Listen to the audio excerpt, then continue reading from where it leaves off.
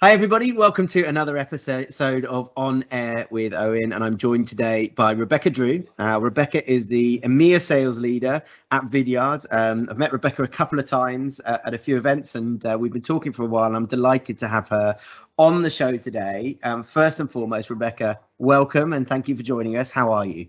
Very well, thank you. Yeah, lovely to be here. Good to have you on. We're going to be talking about a couple of things today. One is a big passion of yours around building teams, how to build a team, how to build a diverse and successful team, how to enable that team. And I know you're on that journey at the moment at Vidyard and building the EMEA part of that business. So we're going to unpick what you're doing, what's working well, what's not worked so well, and the challenges that you've overcome and the challenges that no doubt you have ahead as well. And then we're going to look at go-to-market strategy. What are you doing to go to market for the first time when you actually landed in a territory? So we're going to sort of intertwine those two. We will dive straight into that topic pretty quickly. But before we do that, we always give our guests 2 minutes. 2 minutes. Who's Rebecca and who are Vidyard for those people that don't know you or the organisation? Okay, so Rebecca Drew, EMEA Sales Leader, as you've said. So I'm heading up the team here in EMEA, and essentially I'm here to help scale our business in the region. My background, so I'm 20 years in sales, very much a salesperson at heart. I spent about 10 years of my career at LinkedIn, so helping to scale their EMEA enterprise business. I then joined a business called A Cloud Guru, which was a cloud enablement platform, very much aligned with my values around learning and developing. And then I've just landed at Vidyard. So I've been at Vidyard since September last year. And interestingly, my team actually used Vidyard. We implemented Vidyard at my previous company. So when an opportunity came to actually work for Vidyard, I knew the technology worked, and hence the reason why I'm here. So very passionate about the sales industry and marketing and how we can help those teams. And that's exactly where Vidyard sit. So Vidyard is a video for business platform. We have a very distinct marketing use case. And this is marketers being able to really kind of get their content out there and make sure that they've got the analytics off the back of it. So we integrate with all of the marketing automation platforms. Think about video hosting as like YouTube, but without the adverts. Okay, so that's how we help marketers.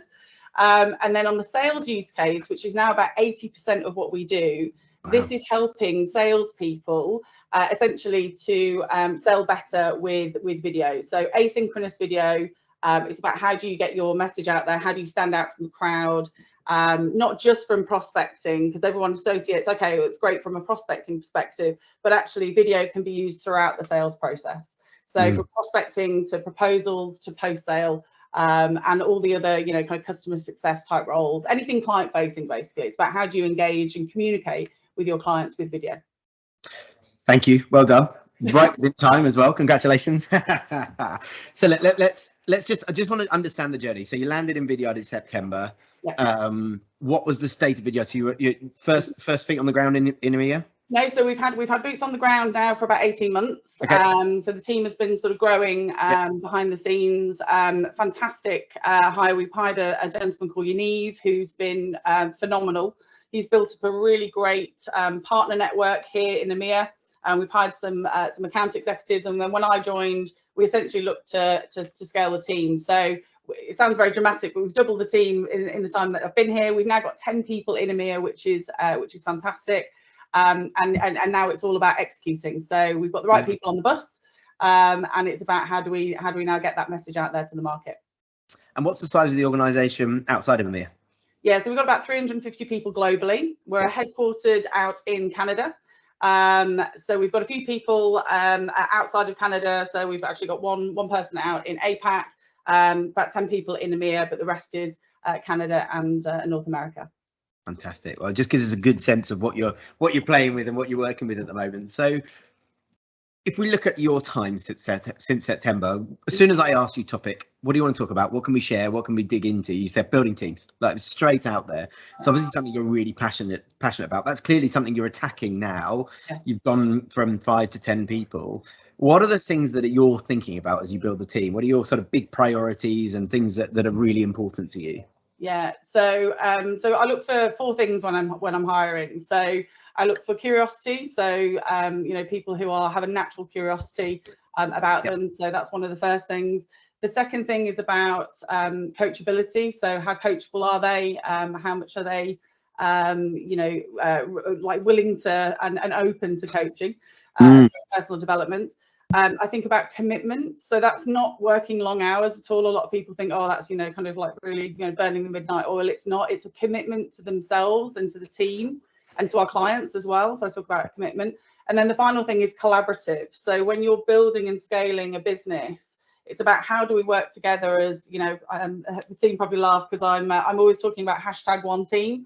So how do we work together as one team towards a common goal, essentially? So those are the things that I look for when I'm hiring people into a business, when, we're kind of building the plane as we're flying it, right? So we're writing the path ahead of us. And when you were building those 4 things, did you get to 2 that began with C and realize that the other ones had to begin with C as well when it was restricted, or was it just a complete coincidence? It was a bit of a coincidence, but yeah, I like anything with kind of like patterns. So I've got quite an analytical, sort of logical mind. So anything that I can kind of center out. I love the power of 3, and I was going to do kind of 3 C's, but actually it's 4 things. So yeah, that's the reason. So let's dig into that, because one of the things I think happens in these sorts of discussions is people talk about it and they go, oh, I look for curiosity. They never actually touch on what that means. So how do you look for somebody that has curiosity? How are you identifying that someone has the right level of commitment, coachability, and that they're collaborative in your interview and onboarding discussions? Yeah, great question. So curiosity is an interesting one. I mean, there's certain questions that I can ask as part of the interview process.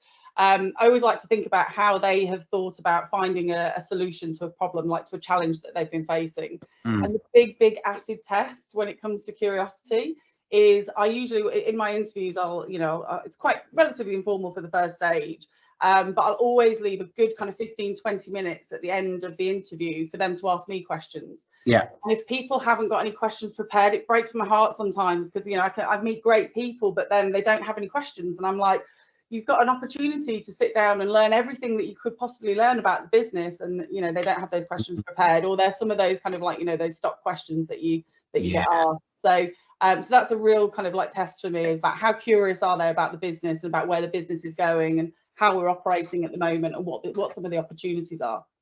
Yeah, fantastic. Love that. What about the coachability piece? Because I think that's one that often is quite difficult to identify in the interview process. Yeah. Absolutely. Well, firstly, I mean, it's asking them, do they understand what coaching is? Because I think there's a lot of people, there's a misconception about what coaching is. So making sure that they understand that coaching is all about them. Okay. And it's about, asking a series of questions that help them to find the answer themselves. So I've worked with reps before in the past in, sort of previous companies where, they'll come to you for the answer because, they're onboarding, or they've got a particular challenge. And when you kind of flip it back to them and ask them about what they think is the right thing to do, sometimes people can get frustrated with that, and it's like, well, actually, you need to signpost coaching to say, well, this is actually why it's important, because it's much more scalable for you, and it's going to help you on your development journey. So in an interview, like when I'm thinking about sometimes if you're doing role plays or something as part of the interview process, it's making sure that when you've conducted that, to get them really kind of thinking about, okay, well, what worked well, what would you change? Because they need to have that self-awareness to be able to recognize what's good and anything that they would do differently. So I think that's again like a nice acid test when I'm interviewing. If you step back to September, and then we're now, where are we? We're February as we record this. What have been some of the challenges for you along the way in building, doubling the team up to 10 people, bringing people on? No doubt not everything has gone to plan. Can you maybe talk us through a couple of those challenges that you've had to overcome? Yeah. I mean, it is tough onboarding people remotely, right? Because I'll give you an example. One of my team didn't have their Salesforce kind of connected with something. We didn't really kind of like know that until they'd shared their screen with me, and I could actually see what their screen looked like. So those are some of the kind of like things that you just don't have visibility unless you're really sort of there sitting with them, and you can walk past someone's desk and you go, hang on a minute, your Salesforce looks different to mine. Why is that? So there's little things like that that can be a real challenge. I have got half of the team are based in the UK and half of the team are outside of the UK, right? So we've got people in Ireland, in the Nordics, in Poland, and then also in Tel Aviv. And it's about how do you bring the team together to feel connected and build a culture when you're not in the office. So those have been some of the challenges, and we're thinking through how we can address that essentially. And has it been your plan to hire in Poland and Tel Aviv and other places, or was that just you found the right person and that they happened to be there? Well, actually, that was the team that I inherited. So there was only one other person in the UK when I started. So we started to kind of like hire people within the UK. So there's been some great talent here that we found that's really bolstered the team.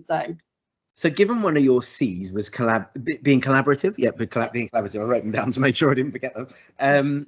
How do you achieve that? Because you've touched on it there. You've got people, what, 1,500 miles away from each other in some cases. Yeah. I'm round arm swinging there, but you know, that's tough, isn't it? Yeah. Remote, they probably never met each other, or if they have, it's once. You can't see each other's screens. You say you can't do that. I call it learning by osmosis, where you sit next to each other. You go, oh, that's the way you do that. Okay, now I get what you do. Now I understand it better.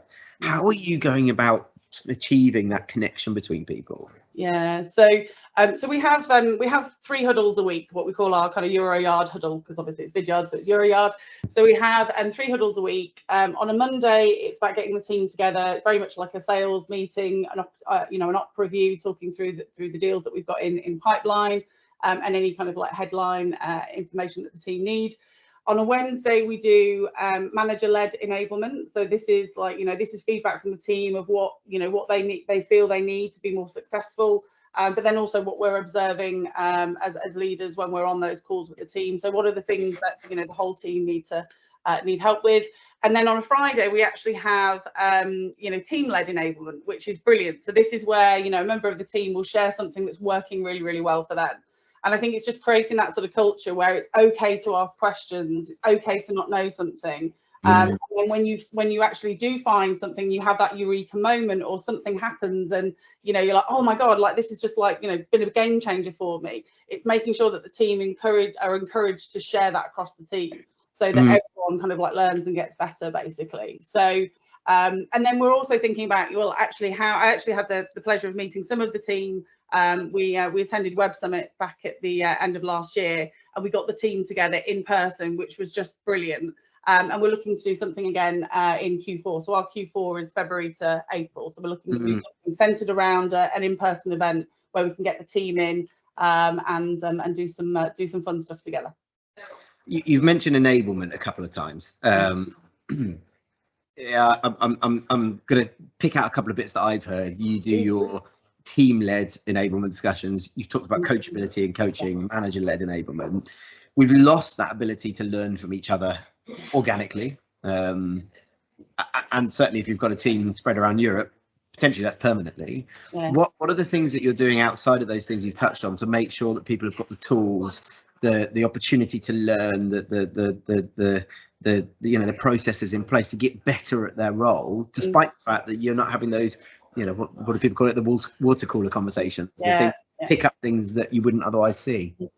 So we have deliberate, collaboration sessions with the team. So different kind of like segments of the business will kind of get together on a weekly and monthly basis, whatever the cadence is, to make sure that we are, sharing what's working well, what are some of our challenges. We actually do that as a leadership team as well. So later on today, we've got a sales leader meeting. And obviously there's a lot of the leaders that are based over on the other side of the pond. And then it's talking about, well, what's working well, what can we share, what can we leverage? And then actually where are the challenges? Because, invariably we're going to be facing the same challenges, and then we can come at it from different angles and help to solve those. Fantastic. And you said to me before we went live on this, and I'm literally taking words from here, and I'm keen to just dig into them. She said, I want to talk about building teams and building diverse teams. So that was the first thing you said to me. Yeah. So first and foremost, let's just define that. What does that mean? Why are you building a diverse team, and what are you looking for in building a diverse team? How do you define a diverse team? Yeah. So I've done so much work in this area. I've led women's networks before. I led the women's network at LinkedIn and at my previous company, which is a management consulting firm called Enablement. And it's always just been part of my DNA. And diversity doesn't mean putting labels on people. Okay, what diversity means to me is that you've got people from different backgrounds, different kind of like, you know, ways of thinking about things, different experiences. So that's kind of how I would define diversity. So, you know, it's looking for people who are going to bring something to the team that's going to complement. I don't want carbon cookie cutters of, you know, of everyone else in the team. And it's about, you know, what is their superpower? What is it that they're bringing to the table that's going to help and complement, so that the sum is greater than the parts, really. So but it is challenging, and you know, it's about, well, actually it's being flexible to, okay, you know, I suppose it's like, you know, what your ICP is. It's like, look, okay, this is actually what you know, what a great account executive looks like, but let's kind of like, let's think outside the box a little bit. You know, can we bring people who've had different experiences, different backgrounds, and they're going to, you know, they're going to add to the team.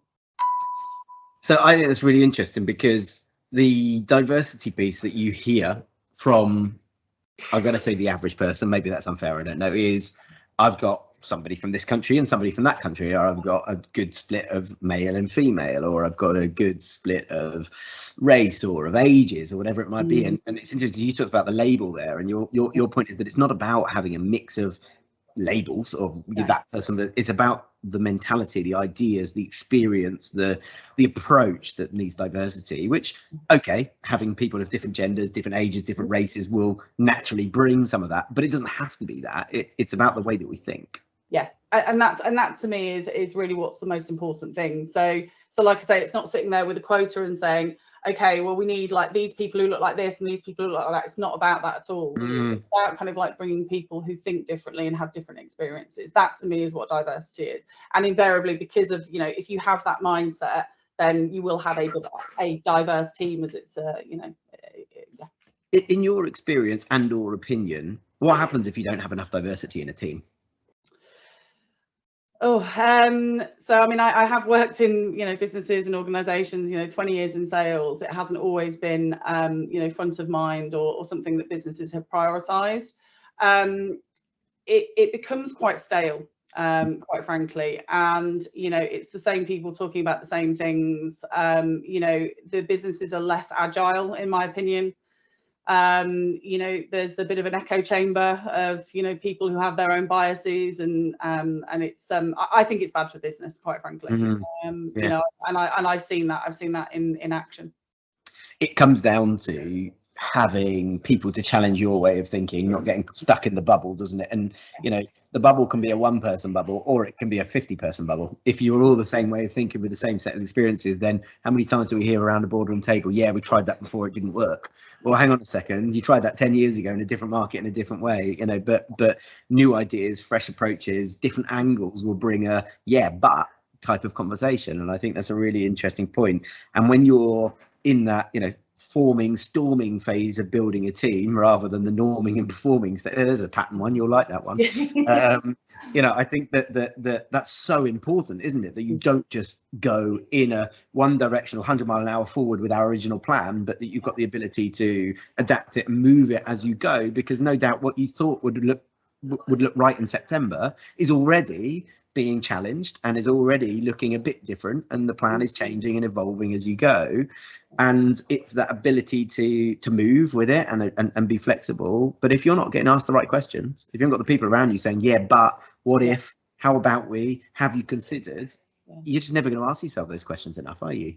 Exactly that. And again, you know, I really encourage the team to challenge what we're doing, right? Because everyone within the team has a responsibility to, you know, help scale this business, right? It's not just on me. I don't have all of the answers. And that's why you hire these fantastic people to really kind of support you on that journey, and that everyone has a sense of pride, and that they want to help to get us to our goals by thinking about things kind of differently. So let's look forwards rather than backwards for a minute. We've done September to February through 2022. What are the challenges that you see as you build out the team? And give me a sense of what's going to keep happening in that team. So you've gone 5 to 10. I'm guessing the 10 keeps going. So what does that look like, and what are the challenges you're expecting to face across this year? Again, so I think it's definitely around kind of culture. So making sure that we really kind of like build a, you know, a team EMEA culture, and being kind of like, you know, half the team being remote. You know, how do we make sure that people still feel included, and a sense of belonging to, you know, to the business here in EMEA, but then also connected to the mothership as well, which is obviously on the other side of the pond. So I think culture is going to be a really big thing.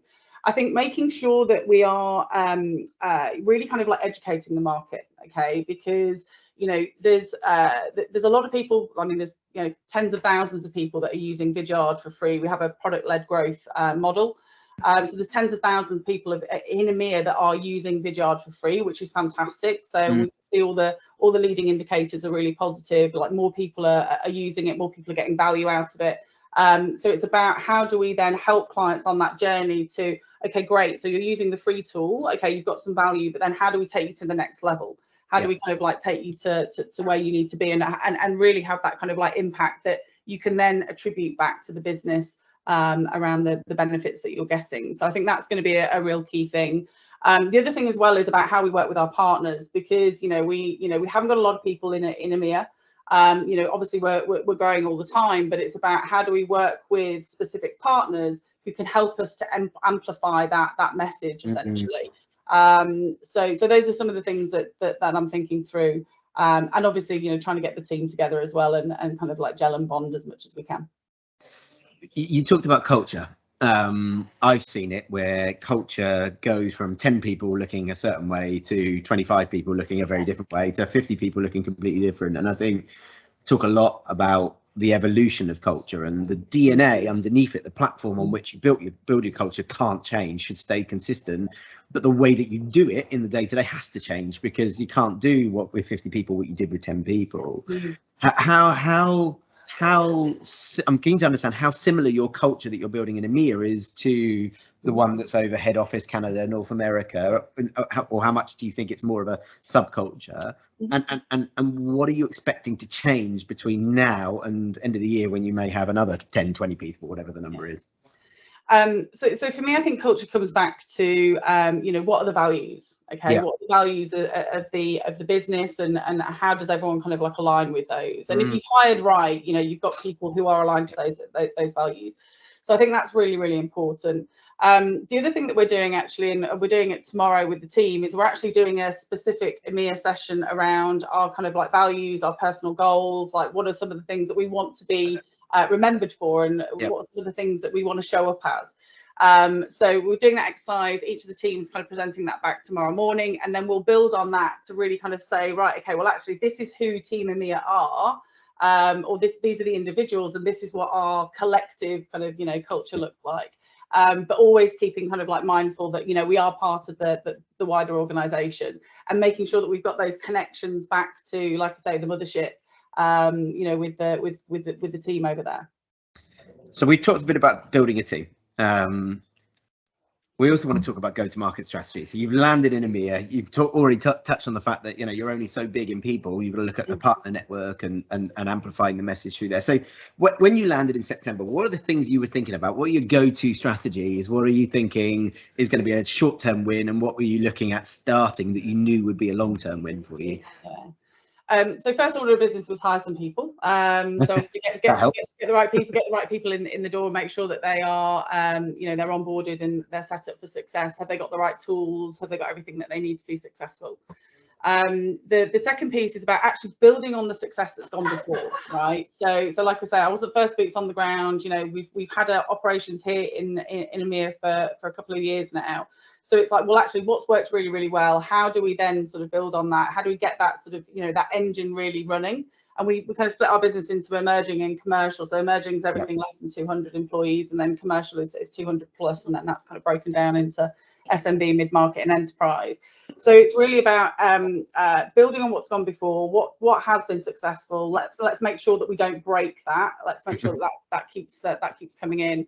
And then how do we think about building out some of the other segments, right? So again, like partners are really, really important for that, and it's split it down into ISVs and then kind of like service partners as well. So one of the great things about Vidyard, and one of the reasons, that we implemented it at my previous company, and then also one of the reasons that I joined, is because Vidyard really stands out from the crowd when it comes to the native integrations that we have. Okay. So if you think about any marketing professional, any sales leader, the tech stack that we have, we integrate into those those tools that their team are using. So it's not a standalone, it's very much baked into what they're currently doing today. So the partner piece is really, really important for us, about how do we make sure that we get the most out of that relationship. And then also, thinking about when we're going to market, like how are we're all in the same ecosystem. So if you think about kind of sales and marketing tech, how are we working with other providers in that area so that we're joining the dots for our audience, right? We're all adding value at different points of the process, and we're complementing each other. So, again, kind of sharing across our partner relationships, and getting that message out there. It's interesting, isn't it? I had somebody on the pods last year talking about partnerships and how it can be a really difficult channel to nail and get right. When it's singing, it's exceptional. Yeah. But the expectation should be that it's a longer, slower burner, slower starter, and then it reaches that, let's call it snowball effect point, where it's kind of starts to roll. Yeah. How long are you forecasting that will take before you start to see it really kicking? Yeah. So we've got a number of partners, and we've actually hired a fantastic partner team recently out in headquarters, and they're focusing really on some of the more strategic partnerships. Yeah. And these are the ones that are gonna be the sort of big ticket partnerships that we'll have. So we've got it working here in EMEA. I mean, it's working well. But it's about how do we build on that. So, I'd like to think in the next sort of 12, 18 months, that will really kind of like get to the point where it's absolutely a well-oiled machine. We've got like leads coming in all the time. We're doing lots of joint events and things like that. So, like I say, we're on that journey already. But I think to really kind of like when it kicks into, fifth or sixth gear, that will probably be in the next sort of 12 months. Yeah, interesting, because the person I had was saying the same thing. It's a 12+ month process, and you've got to almost write it as a cost and an investment for the first year, and just accept that it's about building momentum, building relationships, not about revenue. Granted, you want revenue, but don't expect that. And it's about standing out, because of course everybody has a partner program now. So it's about how do I make, in this case, Vidyard's partner program so important to them, not just it's an opportunity to have an additional revenue stream. Everyone's focused on their primary revenue stream, and they've probably got 2 or 3 other supplementary ones. Your revenue stream is never going to be the most important thing to them. So how do I make it automated, easy, something they don't have to think about? And even working through that challenge can be tricky. Yeah, and we've made investments into like Crossbeam and Partner Stack that's going to help on that journey. And what about the sales and marketing mix? So you're in Europe, you want to go as fast as you can possibly go.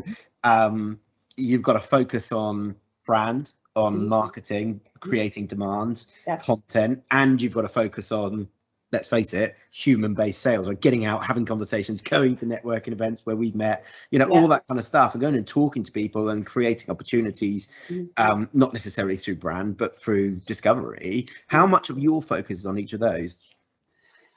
So at the moment, I mean, there's a lot of that going on behind the scenes at the moment, because as I'm sure you can appreciate, when you first start, it's like, well, actually, like where do I place my bets? And I need to really kind of do a bit of a discovery about, okay, well, what's going on in the industry? What does the ecosystem look like? Who are the people that we almost need to attach our cart to? So there's a lot of that going on behind the scenes at the moment, which I'm doing. But really, I've kind of like boiled it down to what our partners are going to be key. The other thing is around the sales community. So who are the people that are really standing out and giving back to that sales community and the marketing community as well. So that's going to be a big part of it. And the other thing is around just getting the brand out there. So we've got a fantastic, I mean, like some of the content, I mean, akin to someone like Gong, right? I mean, the content that we produce at Vidyard is phenomenal. Like, it's one of the reasons why I joined the business. And it's all about how do we help to, help our audience, our sales and marketing professionals to be more productive and successful, right? To make sure that they are achieving their goals. So we do a lot of research. There's a lot of analysis that we do around how people are using the platform. We actually did a really interesting study around the neurological aspects of selling, and like how video actually kind of fits into that. So the content engine is brilliant. And we just need to get, we need to get that out there in the market here. And I think, bust some of the myths that that people have in EMEA. So, yes, there are markets. I mean, if you think about, EMEA is a very different beast to North America, right? So if you think there's lots of different, countries and cultures and ways of working in that region, but really kind of busting some of those myths about how impactful video can be.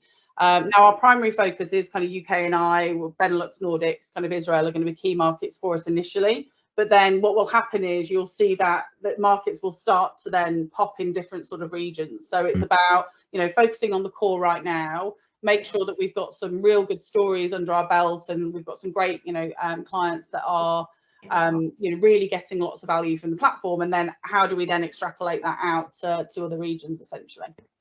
And how do you, I'm keen to just understand how you manage your priorities around things, because when you're building something, you're in that kind of start. I know you've got a big organization, but you're very much in that kind of startup mode as a sub-org, aren't you? And it's very easy to get dragged in to the detail, to the minute, to the day-to-day, to the got to do this, got to do that, got to hire this person, got to move things forwards, got to get that marketing collateral out, whatever it might be.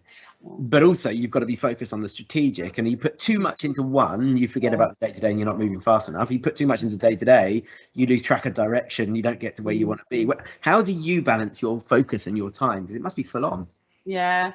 It is a challenge. It is a challenge, and some weeks are kind of like you get to the end of the week and you're like, oh my god, like that was just bonkers. And one of the things I've started doing actually, which has been really, really great, is and Chris Hatfield recommended this, was get to the end of the week and do your weekly wins. And it's really nice to reflect back on, okay, well actually, like, where did I spend my time and energy, and what were some of the impacts that I had. So that's been really nice to do a bit of a retrospective, and then it forces me to say, am I spending my time in the right areas? Okay, is this moving the business forward?